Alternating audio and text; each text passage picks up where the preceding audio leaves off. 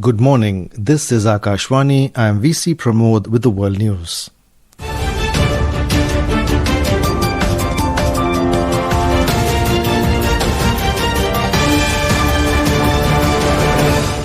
The headlines. Ukrainian President Volodymyr Zelensky thanks Prime Minister Narendra Modi for his warm wishes on Ukraine's Independence Day, expresses appreciation for India's dedication to peace and dialogue. US issues a public notice imposing additional 25% tariffs on imports from India. Former President Ranil Wickremesinghe to be produced before Colombo Fort Magistrates Court this afternoon. In England, 3 people killed in helicopter crash during a training flight on the Isle of Wight. Ukrainian President Volodymyr Zelensky thanked Prime Minister Narendra Modi for his warm wishes on Ukraine's Independence Day. In a social media post, Zelensky expressed appreciation for India's dedication to peace and dialogue. He added that as the world works towards ending the ongoing war with dignity and lasting peace, Ukraine looks forward to India's continued support. Zelensky emphasized that strong diplomatic efforts help ensure global security, including in the Indo-Pacific.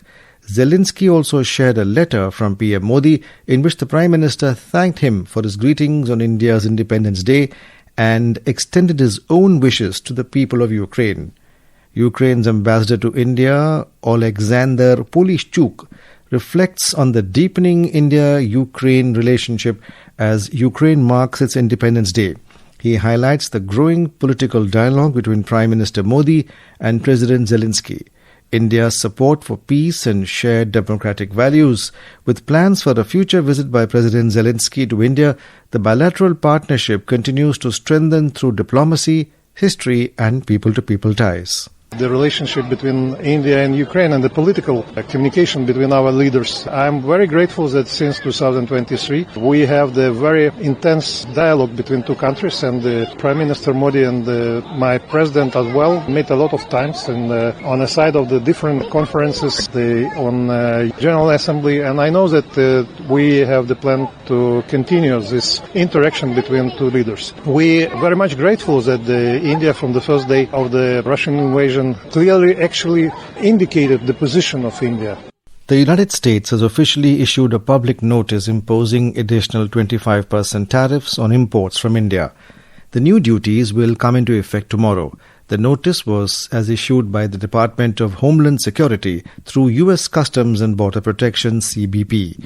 It said the tariffs implement President Donald Trump's executive order signed on August 6th. The tariffs will apply to a broad range of Indian products listed in the annex to the notice. In August this year, Trump slapped an additional 25% tariff, raising the overall levy to 50% on goods coming from India as a penalty for New Delhi's continued purchase of Russian oil.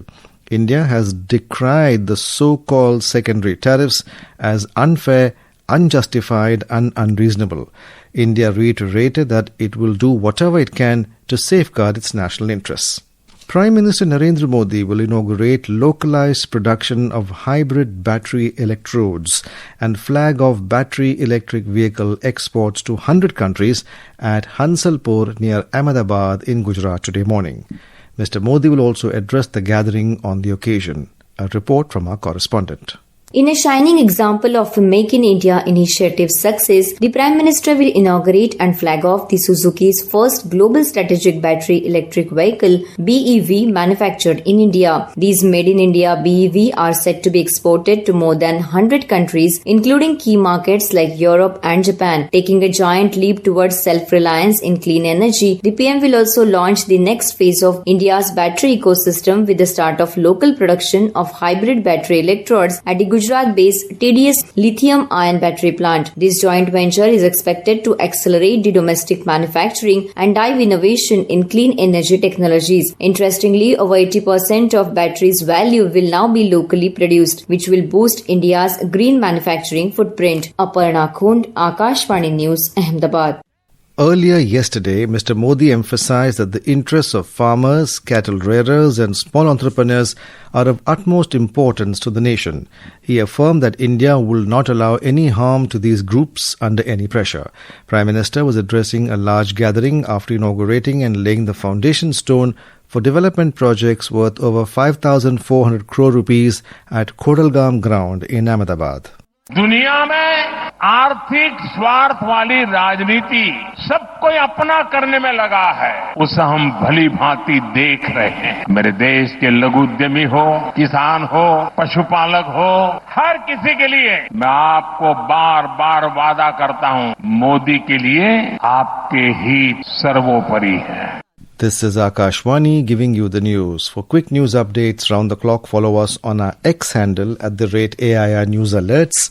And for details of these stories and more, log on to our website www.newsonair.gov.in and download the News on AIR app. India holds significant potential in supporting other countries to boost their food security through technologies and best practices, said Carl Skau, Deputy Executive Director and Chief Operating Officer of the World Food Programme WFP. Skau met with Secretary of the Ministry of Agriculture and Farmers Welfare, Devesh Chaturvedi, today and discussed WFP's engagements and developments at the national, regional and global levels. During the meeting, Skau said that India offers valuable lessons and models through its robust social protection systems, diversification and fortification initiatives, promotion of women's economic empowerment. Former President Ranil Wickremesinghe is scheduled to be produced before the Colombo Fort Magistrates Court today afternoon. He is the first executive president of Sri Lanka to be arrested and remanded on charges of corruption. The 76-year-old leader, remanded until today, was first admitted to the prison hospital and later transferred to the National Hospital, where he is receiving treatment in the intensive care unit for dehydration. The transfer follows recommendations by prison doctors after medical examinations. Mr. Wickremesinghe was arrested by the Criminal Investigation Department, CID, on August 22nd over allegations of misusing state funds. The case relates to a September 2023 visit to the United Kingdom, where he and his wife, Professor Maitri Wickremesinghe, attended a University of Wolverhampton ceremony. At least 3 people have died and 1 seriously injured after a helicopter crashed during a training flight on the Isle of Wight, England, yesterday. According to authorities, the survivor was airlifted to University Hospital Southampton's Trauma Centre. The UK's Air Accidents Investigation Branch has deployed inspectors to the crash site to gather evidence and determine the cause of the incident. Meanwhile, Isle of Wight East MP Joe Robertson described the crash as a tragedy and said the whole community is in shock. India has crossed the 50-medal mark and leading the medal tally at the ongoing 16th Asian Shooting Championship in Shymkent, Kazakhstan. In the women's trap event, Neeru Dhanda won gold with 43 hits, followed by Qatar's Ray Basil, who won silver, and India's Ashima Ehlawat, who secured bronze. Neeru and Ashima also helped India win team gold, with Preeti Rajak finishing ahead of China and Kuwait. India's junior women swept the 25-meter pistol podium as Payal Khatri took gold, Namya Kapoor silver and Tejaswini bronze. The team, including Ria Shirish Thatte, also won silver behind Korea. And now, before we close, here are the highlights of the bulletin. Ukrainian President Volodymyr Zelensky thanks Prime Minister Narendra Modi for his warm wishes on Ukraine's Independence Day. Expresses appreciation for India's dedication to peace and dialogue. US issues a public notice imposing additional 25% tariffs on imports from India. Former President Ranil Wickremesinghe to be produced before Colombo Fort Magistrates Court this afternoon.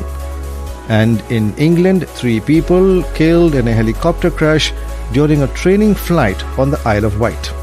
And that is the end of this news bulletin.